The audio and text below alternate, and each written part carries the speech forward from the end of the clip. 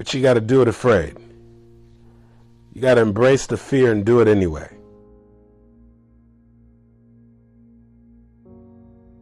My question for you right now is, what's your vision? That's right.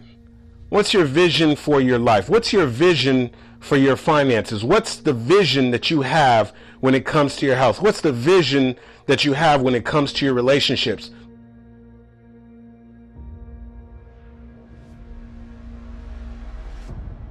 Three years from now, 5 years from now, 10 years from now, how do you see your life? What are you looking to accomplish? What are you hoping is going to happen? Is there a desire to write a book? Is there a desire to start your own business? Is there perhaps a desire to change careers? Is there a desire to be in a happy, functioning relationship? Is there a desire to be a better husband or a better wife? Or is there a desire to travel the world? I don't know. What is your vision? What is it that you're hoping to accomplish?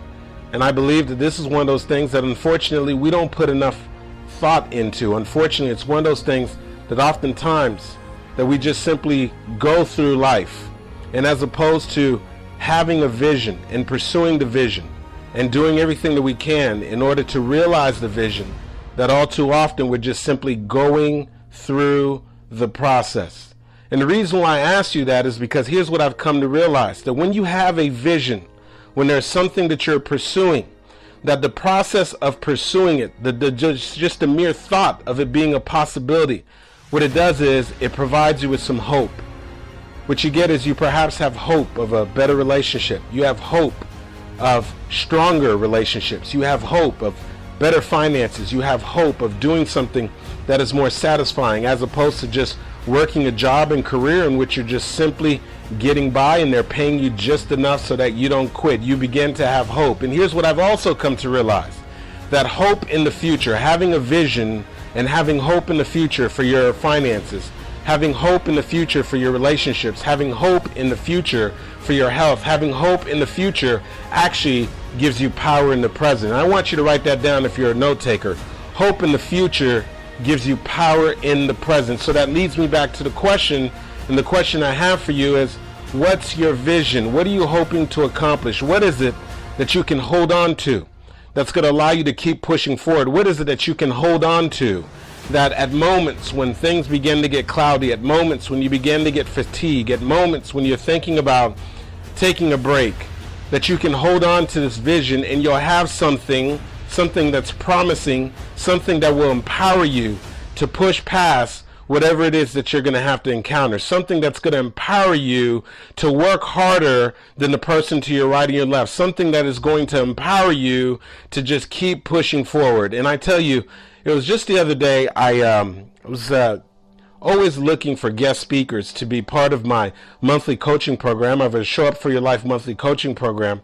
And so I'm always looking for people who can pour into those people who are part of this monthly coaching program. And so I decided that this past coaching session that we were having, that I was going to surround this coaching session around what it takes to become part of the top 5% or part of the top 10%. And so I started thinking about who are the people in my network that I know that at one point or another were part of the top 10% or part of the top 5%. And of course, the first person that came to mind is my very good buddy. His name is Eric Rett. He's a former NFL player. He played 7 seasons in the NFL. He played for the Tampa Bay Buccaneers, the Cleveland Browns, and the Baltimore Ravens.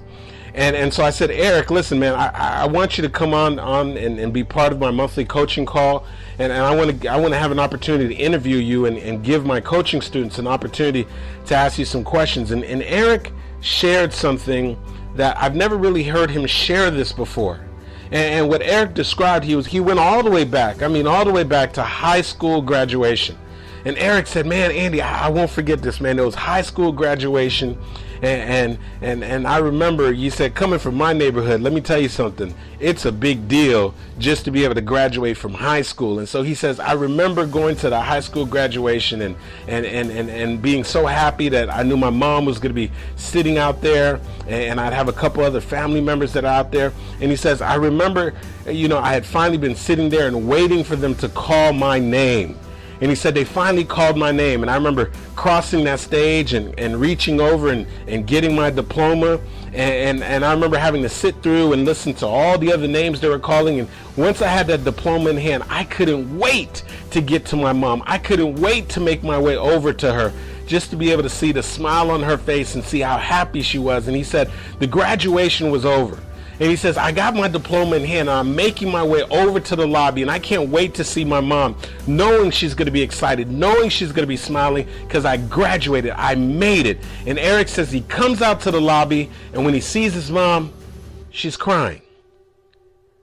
And Eric's like, wait a second here. I know that some of the parents do cry when their son or their daughter's crossing the stage, but this is the point when people are celebrating. This is the point where families are taking pictures, they're giving each other high fives, and they're all getting ready to go celebrate. And so he sees his mom, and he says, he calls his mom Mama. He's like, Mama, why are you crying, Ma?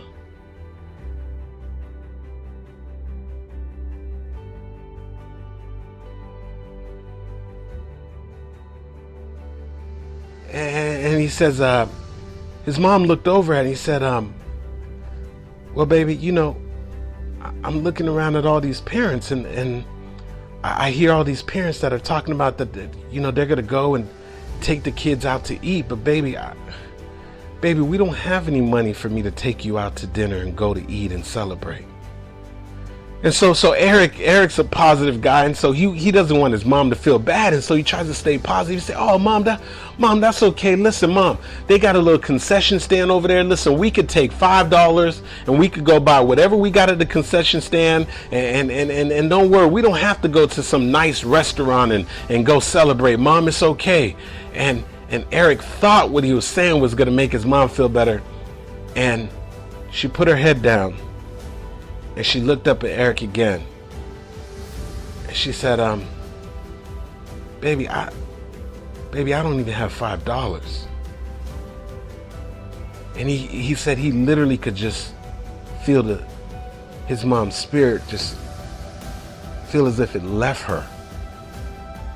And he said his mom put her head down, and she just started walking out towards the car. And so Eric said he was saying bye to a couple friends, and so his mom naturally is walking way ahead of him at this point. And now he starts trying to catch up with his mom. And he says that as he's trying to catch up with his mom, he's trying to figure out, like, well, what can I say right now? What can I do that can make my mom feel a little better? She's not supposed to be feeling like this at my graduation. So Eric says his mom is like, you know, maybe about 20 feet ahead of him or so forth. And he reaches out and he says, he calls out to his mom. He said, Mama! Mama! He says mom turns around. And he said when his mom turns around, he looks at his mom and he just holds up 4 fingers in the air. And he says his mom turned around and she's looking at him with the 4 fingers in the air, and his mom almost seems a little puzzled, like, okay, why is he holding 4 fingers in the air? Now, his mom has been to a lot of his football games, and normally they hold up the 4 fingers in the air it's symbolic. It means that the football team, the game is in its 4th quarter. It means that now is the time to keep pushing forward. And so his mom's confused because it's not a football game. And so he keeps just holding up the 4 fingers as he's making his way to his mom. And his mom look at him, and finally his mom says, Baby, I don't understand why you got those 4 fingers up, baby. We're not at a football game. This is normally you do that when we're in the 4th quarter. And Eric said he looked at his mom, and he said, No. He said, Mom, these 4 fingers, no, they're not for the 4th quarter, Mom. He said, Mom, look at me. This is not for the 4th quarter. He says, here's what I want you to know. He said, 4 more years. Mom, look at me. 4 more years.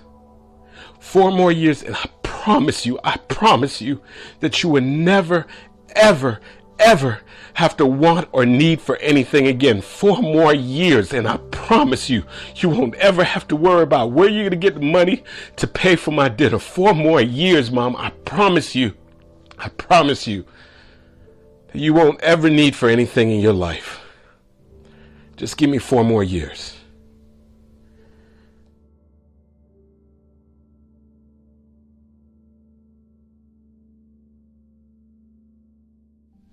See, in that moment, for Eric, he saw the vision.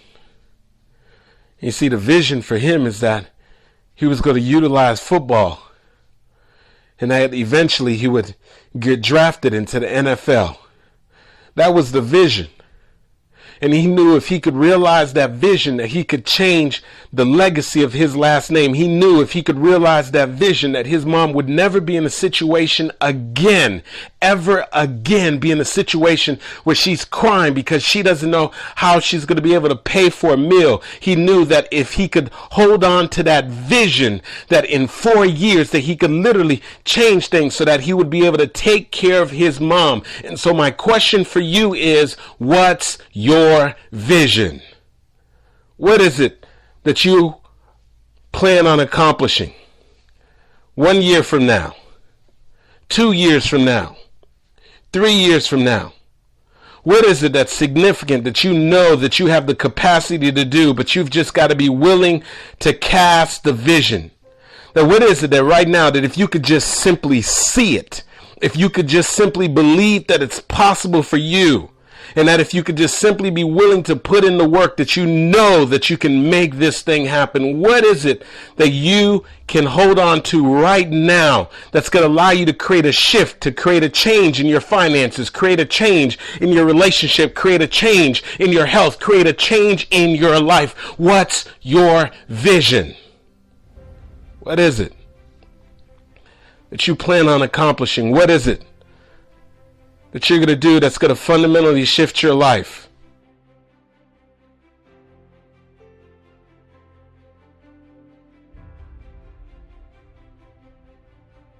For Eric, it was to make it through the University of Florida, which he did. To be able to make it to the NFL, which he did. To be able to take care of his mom for the rest of her life, which he has been doing ever since those 4 years went by. And so the question is, what's your vision? What is it that you're going to do? Now, here's what I've got to warn you, and here's what you need to know.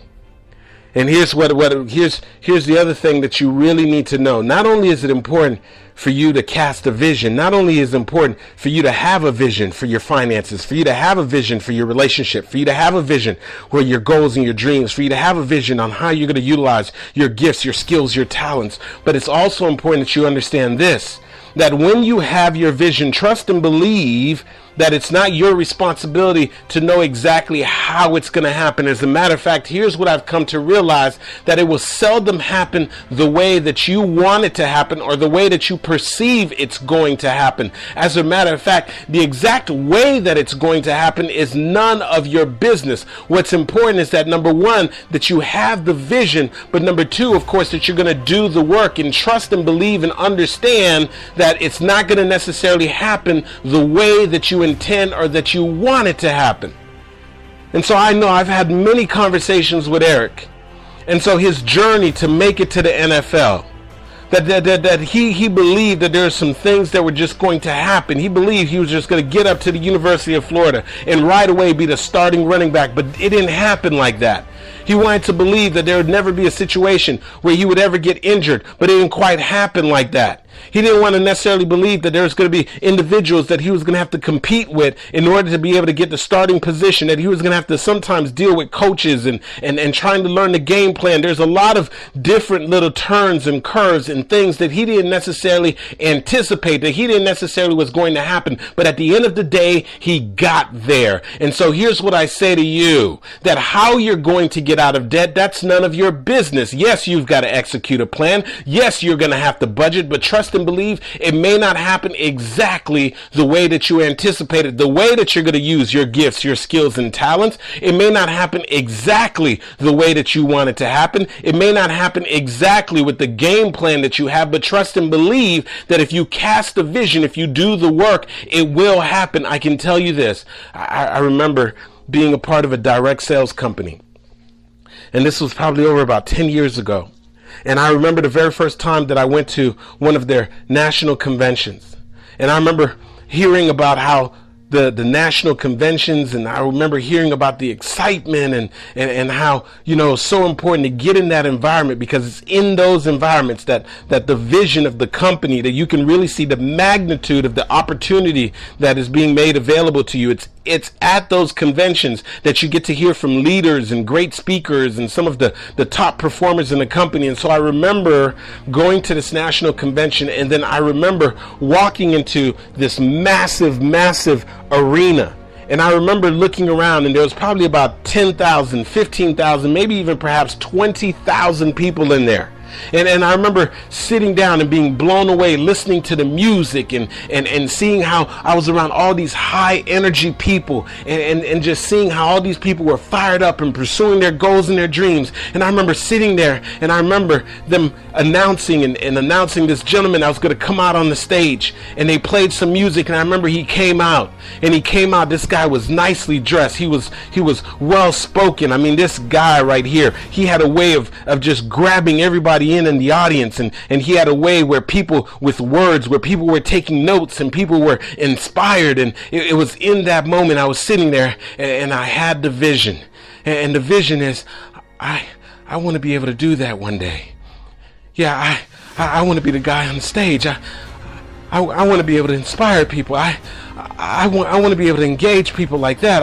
I want to be able to have the people who are sitting here, who are sitting around, I want them to be inspired and uplifted. I want to be able to do what that guy's doing. I know I think I can do it. I believe I can do it. And so that was the vision. But then let me tell you something.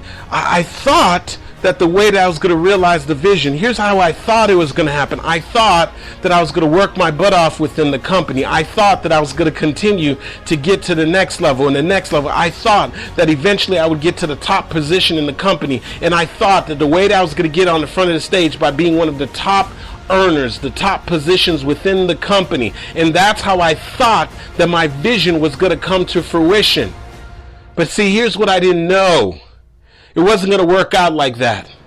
What I was going to discover is that I had this desire, this internal drive, this calling to develop and work on my voice. And through working on my voice and going to personal development seminars and reading the books and tapes and seeking mentors and developing my voice and working on my gift and working on my skills, that eventually that I would get phone calls from major corporations. Eventually I would get phone calls from individuals that are putting on personal development events. And then eventually I would get a phone call and get an opportunity to be at a direct sales convention and being called out to the stage with music playing before I came out on the stage in front of thousands of people, delivering an uplifting speech. You see, the vision came to fruition, but it didn't quite happen the way that I thought it was going to happen.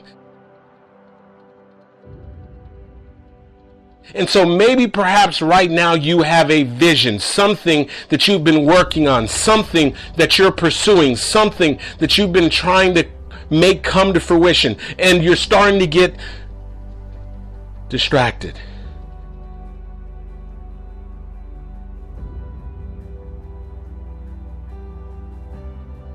You're starting to feel as if it's not going to happen.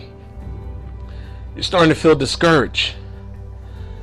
You're starting to feel as if maybe perhaps this isn't going to happen for me. And so what I want to remind you is that when you have the vision, that just remember, it's not always going to happen exactly the way that you anticipate it or the way that you want it to happen. Sometimes you're going to take a completely different route, but the important thing is that you cast the vision and that you be willing to do the work. And finally, if you're a note taker, here's what I want you to write down. that it's important that you keep the vision in front of you.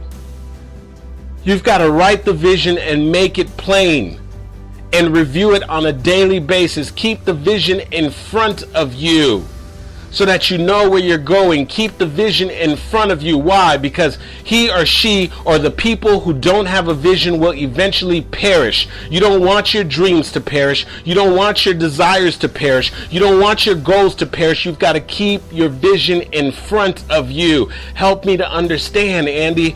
I'm going to tell you.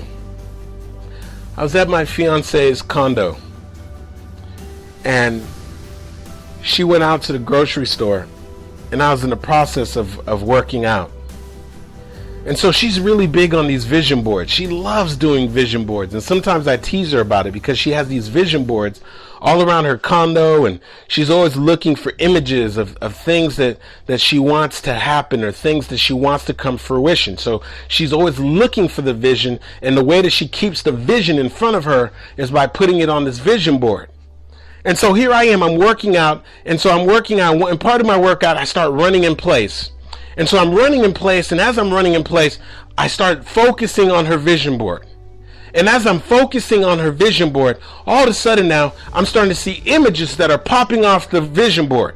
And the reason why the images are popping off of the vision board is because as I'm working out and I'm looking at these images that are on the vision board, it's almost spooky and eerie. Why, Andy? The reason why is one by one, I'm looking at pictures that she has on her vision board, and one by one, I'm seeing things that we actually did. So she has a vision on her vision board. She has this picture of two couples who are traveling, who are on a plane, and I'm looking at the picture and I say, wow, that's us. You know how many times we've been on a plane before? She has pictures of this couple traveling, and I'm looking at this vision board. I said, that is spooky. Why? Because we've been to Puerto Rico, we've been to the Dominican Republic, we've been to Haiti, we've been to Africa. I'm looking and I'm saying, wait a second here, this is crazy. We've been to so many of those places. She has this thing on her vision board of this person that's skydiving, that's jumped out of an airplane, and she went skydiving. She has this person on this vision board that is on the zip line, and I know that she had an opportunity to go zip lining in Mexico. And so one by one, I'm seeing the visions on her vision board, and one by one, I personally have witnessed with my two eyes, or I personally was present and know that these visions that she's been keeping in front of her have come to fruition.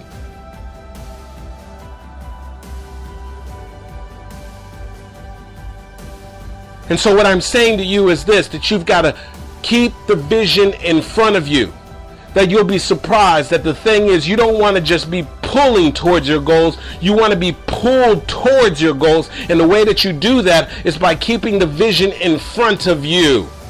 That if you can just focus on getting out of debt, you have that in front of you. Put some pictures up or show some bank account statements that are full, or show something in which you have investment accounts, or start putting it in front of you. I tell you, before I had an opportunity to speak in front of 5 people, I saw it. Before I had an opportunity to speak in front of 10 people, I saw it. Before I had an opportunity to speak in front of 100 people, I saw it. Before I had an opportunity to speak in front of 1,000 people, I saw it. Before I had an opportunity to speak in front of a couple of thousand people, I saw it. And so you've got to hold the vision. You've got to keep the vision. There's something right now that's waiting on you. And so what I'm reminding you right now to do is hold the vision. Keep the vision.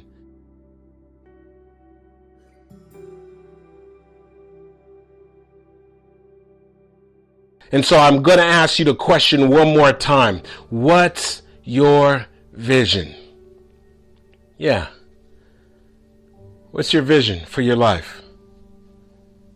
What's your vision for your relationships? What's your vision for your finances?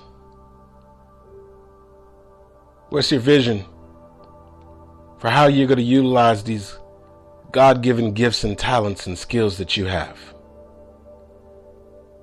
And so let me just remind you that number one, you've got to make sure that you have a vision. Number two, understand this, that once you cast the vision, that don't allow yourself to be fooled. And don't allow yourself to just get discouraged, because that's what takes a lot of people out. Understand that your vision may not come to fruition exactly the way that you want it to happen. It may not happen in accordance to your plan. But you've got to trust and believe that there's a process involved. And if you hold the vision, if you're willing to do the work, it will come to fruition. And then the other thing is that you've got to understand is that our visions, that they have the ability to pull us forward. But in order for them to pull us, that we've got to keep them in front of us. And so what I'm asking you to do is, whatever the vision is, whatever it is that you want to do, keep it in front of you. You want to write the book? Put it in front of you. You want to get out of debt? Put it in front of you. You want healthier relationships? Put it in front of you. If you want to stop living for the past and start living for your future, put the future in front of you. If you want to start utilizing your gifts, your skills, your talents, what does that look like? Put it in front of you. The question is, what's your vision? Yeah.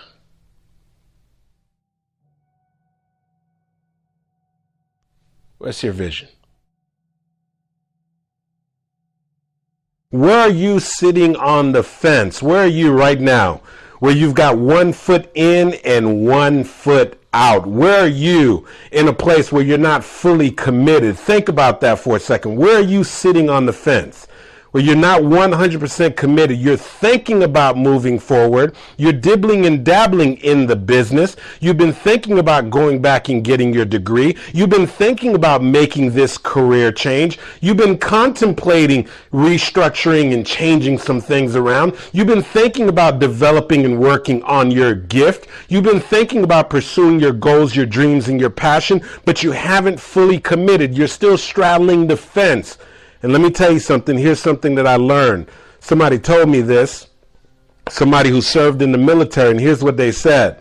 They said that people who sit on the fence, guess what happens to them? They get shot from both sides. Yeah, that's right. They get shot from both sides. So if you're straddling the fence right now on your dreams, if you're straddling the fence on the things that you want to pursue, if you're straddling the fence on writing the book, if you're straddling the fence on starting your business, if you're straddling the fence on making the career change, if you're straddling the fence on going back to school and getting your other degree, if you're straddling the fence, guess what? You'll get shot from both sides.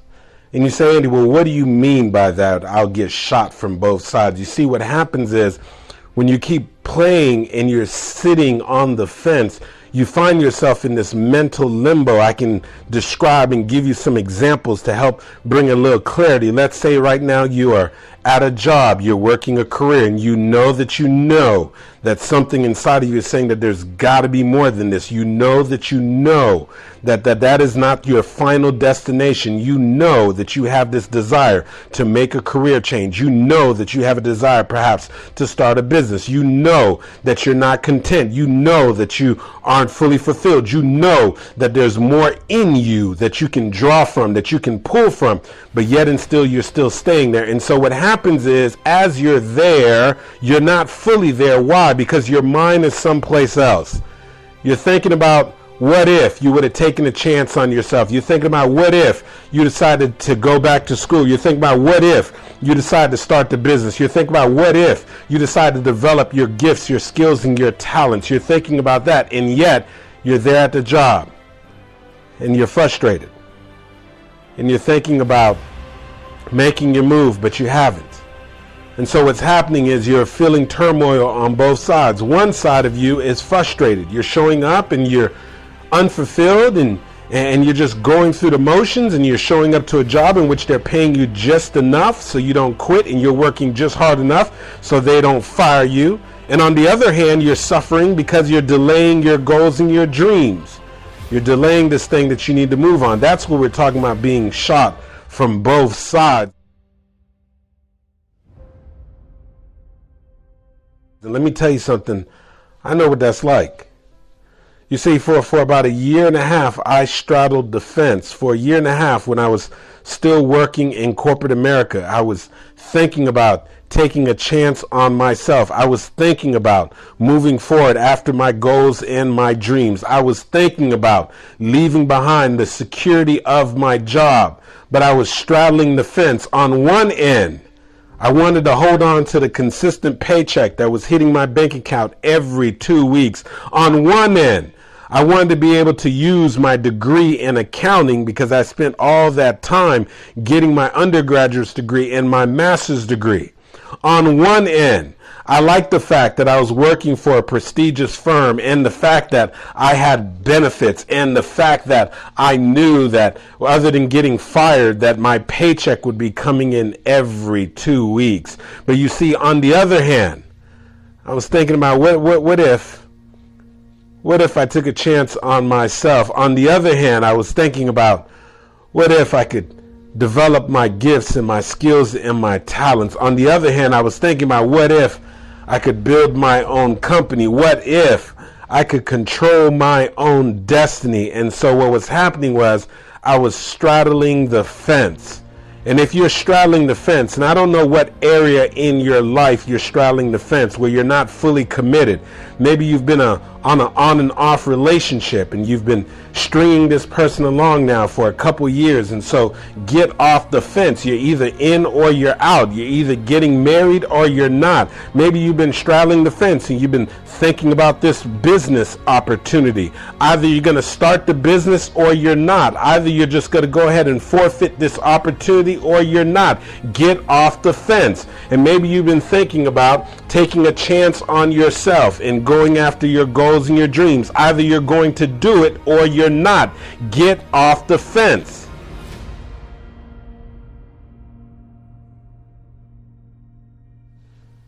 And so if you've been sitting on the fence, I want to help you get off the fence. And if you've been trying to figure out, well, how do I get off the fence, Andy? I'm telling you right now that the first thing you've got to do is you've got to decide. You've got to make a decision. And the decision is, are you in, are you out? The decision is, are you going to take a chance on yourself, or are you going to hold on to the ropes and play it safe? The decision is, are you going to move forward on your goals and your dreams and figure this thing out, or are you going to look back and regret and ask yourself, what if? The decision is, are you going to find a way to become more valuable to the marketplace and continue to invest in yourself and get the degree or do the personal development and get the coaching, or you're not? You're going to continue to stay where you are without growing. Make a decision. Get off the fence. And so there's a decision that needs to be made. And so for me, after straddling the fence for a year and a half, after thinking about pursuing my goals and my dreams, after thinking about taking a chance on myself, after thinking about all the things that I wanted to do, I had to make a decision. You see, I finally made that decision in December of 2004. And let me clarify something for you. Let me make this a little more easy for you. Some of you need to understand this, that oftentimes that when you make the decision, it's going to be in the presence of fear. And so that's what I need you to understand. Understand this, that when you make the decision, it doesn't necessarily mean that you're not going to be afraid of the fact that you're walking away from your job. It doesn't necessarily mean that you're not going to be afraid of the fact that you're going back to college. It doesn't mean that you're not necessarily going to be afraid on the fact that you're going to try to take a chance on your own self. It doesn't mean that you're not going to be afraid as you decide to go out and get that business loan. It doesn't mean that you're not going to be afraid. No, oftentimes we have to make the decision in the presence of fear. That's why Joyce Meyer said, do it afraid.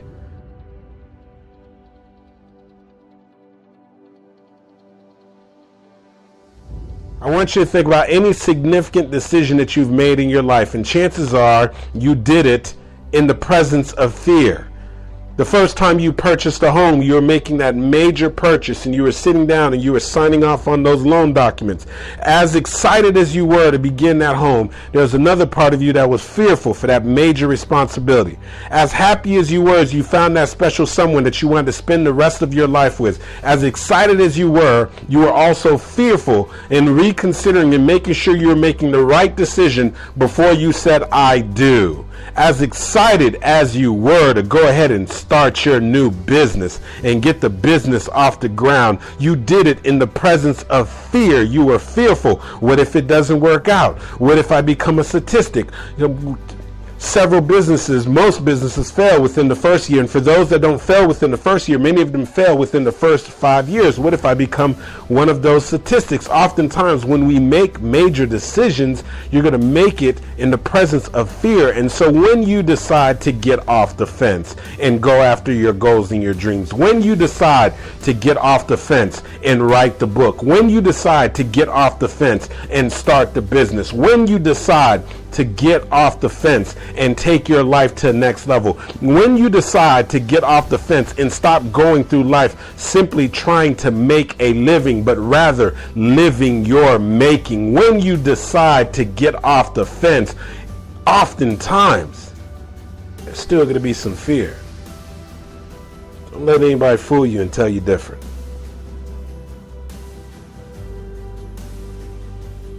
Yeah, there's going to be some fear there.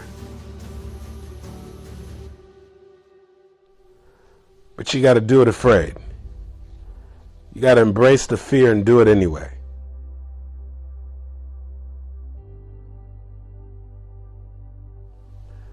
Let me tell you, I was fearful when I walked into that office of the lady that was head of HR at the time. Her name is Tammy. And I walked in there and tried to look all confident and say that, you know, Tammy, I just want to let you know I'm putting in my letter of resignation. I'm leaving in December. You are, Andy? Yes.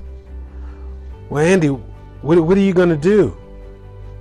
Well, you know, Tammy, I've got some other goals. I've got some other plans, some things that I want to do. And I remember sitting in that seat and trying to come off and act as if I was just so confident. But inside I was excited, and at the same time I was fearful. I was thinking to myself, well, what if it doesn't work out?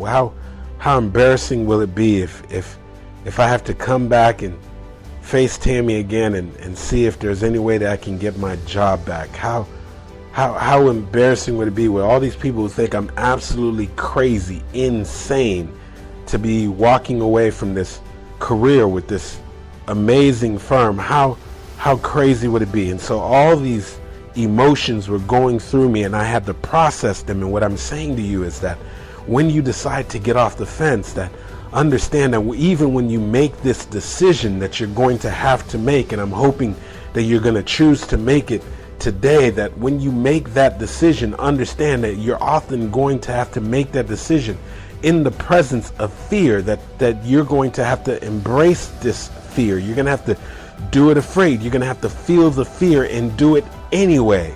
And understand that there's something better for you on the other side. Understand that you can't continue to sit on the fence. If you're sitting on the fence, you're delaying your dreams. You're unfortunately, you're delaying this thing that you need to do. And if you continue to sit on the fence, that over time you will get hurt. You'll get shot from both sides. And so you've got to make a decision. And so yes, I know you can be afraid. I know that you might be afraid. But you got to get off the fence. You're doing yourself a disservice. Make a decision. You're either in or you're out. Make a decision. You're either committed or you're not.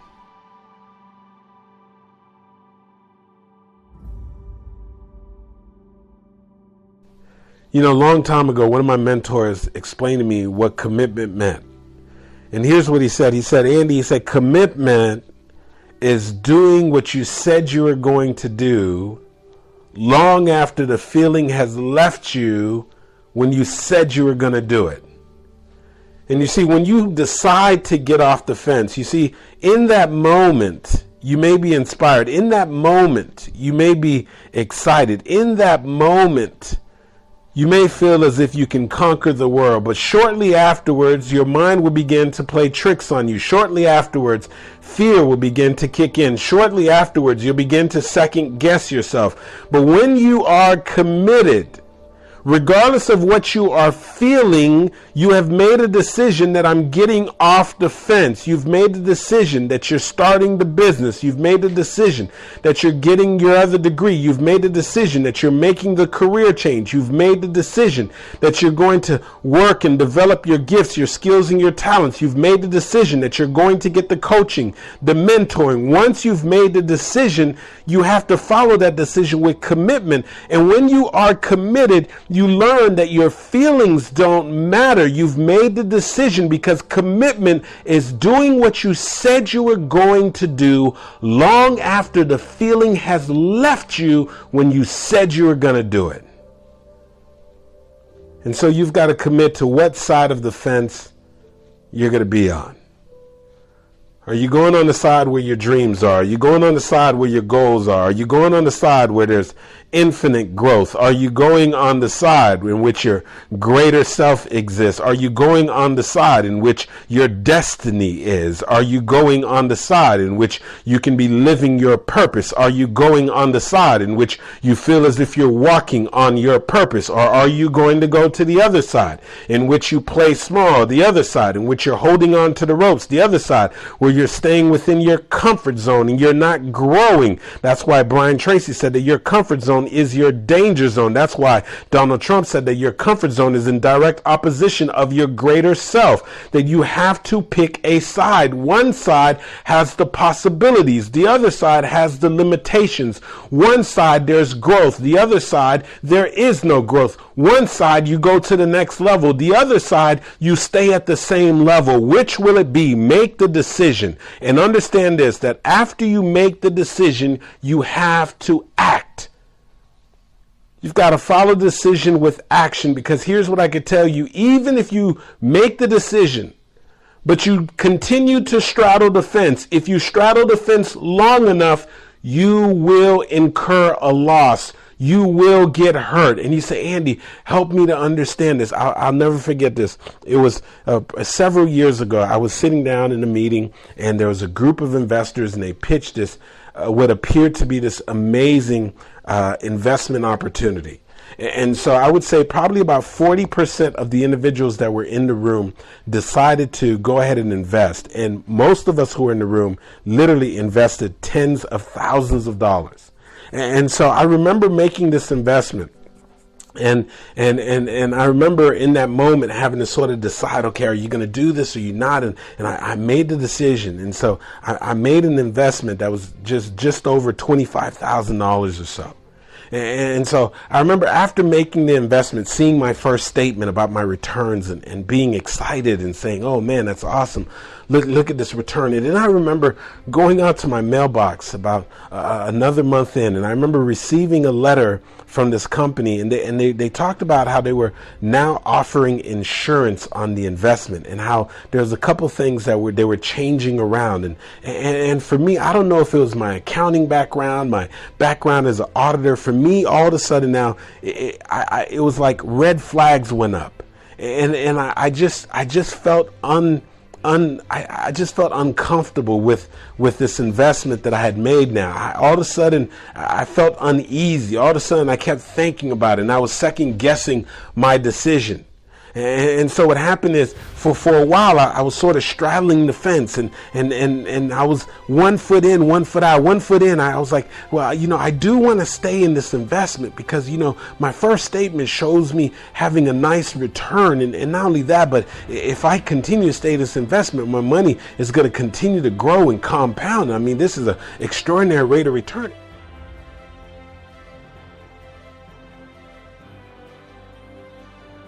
And on the other side of the fence, I'm saying to myself, well, I don't know. I'm feeling uneasy. I got this letter in the mail. They're offering insurance. Why would they be offering insurance all of a sudden?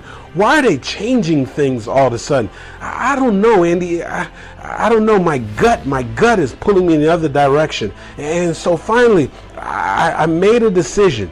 But it wasn't enough for me to make a decision. I followed it with action. I started putting in phone calls, and I put in the request to get my investment back. And once I sent the request to get my investment back, they didn't send my money right away. So I picked up the phone. I started making phone calls, and then they were giving me the runaround. So I kept making phone calls, and I got the right person on the phone. I insisted, I need my money back right now. Send it right now. Send it overnight, FedEx. If you don't send my money back, you're going to be hearing from my attorney. I'm going to fly over there myself. Just send it back. And then finally, I got their attention, and so they send me my money back. But here's what I need you to understand. They send my money back, and literally about 3 weeks later, I get a phone call. And somebody calls me up and says, Andy, turn the TV on. I said, well, okay, what's going on? They said, turn it on right now. Put it on CNN. And so I turned the station, I put it on CNN. And then they show the FBI is raiding the office of the CEO of this company that we had all invested in. And this CEO is being arrested and is being labeled the baby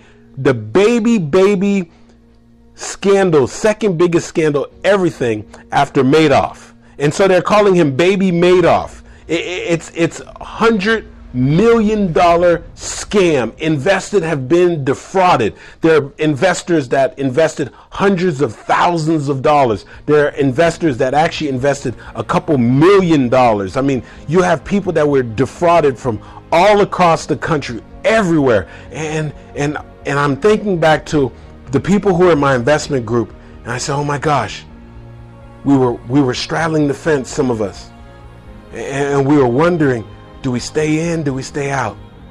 And I made a decision, but I didn't stop there. After I made a decision, I took action. I made some phone calls, and the fact that I took the action, the fact that I made those phone calls is the only reason why I didn't lose my entire investment. And let me tell you, I know people who were in that room with me, people who made the investment, that I sat across with them as we were sitting and we were drinking a cup of coffee. And they had went into a state of depression because they straddled the fence and they didn't make a decision and they didn't follow with action. And so they lost their entire investment. And so what I'm saying to you is this. Even after you make a decision, it's not enough. You better follow it with some type of action, because if you stay on the fence long enough, you will incur a loss. What kind of loss, Andy? You'll lose out on your goals and your dreams. You'll lose out on the opportunities that are before you in your business. You'll lose out on the opportunity to have a thriving business because you're still straddling the fence and holding on to the job. You'll lose out to getting to a next level in your career because you're still straddling the fence and holding on to your old career. You'll lose out on developing your gifts, your skills, and your talents because you're still straddling the fence and playing it small. You see, you can't stop with making a decision. You've got to follow it with some action. Had I not acted, had I not picked up the phone, had I not insisted, it would have been a total loss. And so what I know is this, that this is your time, that there's a special opportunity right now that has your name. And so it's not enough for you to just say that you're going to do it. You're going to have to act. You're going to have to do something. You're going to have to make your move. You're going to have to do something bold. You're going to have to do something perhaps that you've never done before. This is your time right now. And so not only is it important that you've got to make a decision to get off the fence, but once you make that decision, now is time to act. So what do you need to do right now to be able to solidify the fact that you're off the fence? What do you need to do? Is it an application you need to submit? Is it a phone call that you need to make? Is it a letter of resignation that you need to write? Is it an application that you need to fill out? Is it a credit card that you need to go ahead and swipe and stop sitting on the fence and coming up with excuses? What is it that you need to do that's going to allow you to act and move forward towards your goals and your dreams? It's going to allow you to act and make this thing happen.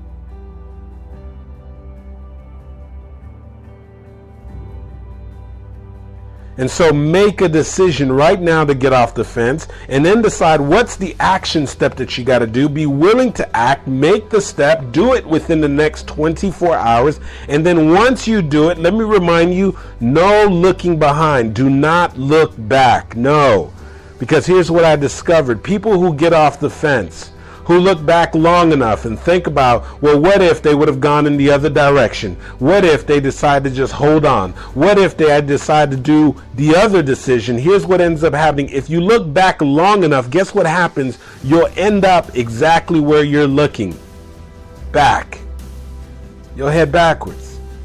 And that's why Paul said, forgetting those things which are behind and reaching forward to those things which are before, I push forward. You've got to leave behind those things that are behind. Once you get off the fence and you walk away from a limiting mindset, once you get off the fence and you decide that you're going to step up your game and take yourself to another level in your career, once you get off the fence and decide that you're going to start the business, once you get off the fence and decide that now you're going to fully commit and make these things happen, there's no more looking back. There's no more second guessing yourself. There's no more playing it small. No, you can't look back. As a matter of fact, I am aware of a woman who decided all of a sudden that she was going to look back, and when she did, she turned into a pillar of salt. Some of you are familiar with the same book that I'm familiar with, and so you know exactly what I'm talking about. Her and her husband were instructed to leave a land and go to a new land, go to a new place, and they said, don't look back.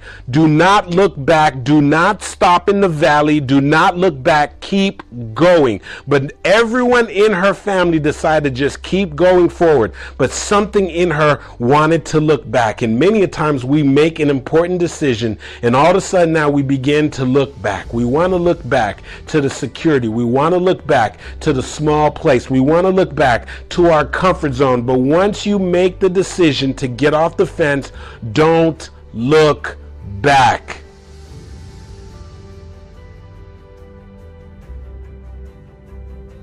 You see, you can't write the new chapter in your life if you keep rereading the old chapters. Today is the day that you get off the fence.